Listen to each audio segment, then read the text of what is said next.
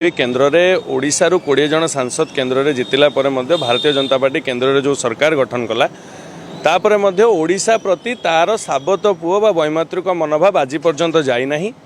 केन्द्र में केन्द्र सरकार बजेट तैयारी कला बेले ओडिशा पई तांकर दुर्विपाक ओडिशा गोटे बन्या बात्या प्रपीड़ित अंचल बोली तांकर कौनसी प्रकार निघा रहा नहीं केन्द्र मंत्री मानक कि आम 20 जन सांसदों कि प्रति कौन स्थिर व्यवस्था करागला नहीं प्राकृतिक विपर्यय को किंबरी भाव में मुकाबला प्रति कौन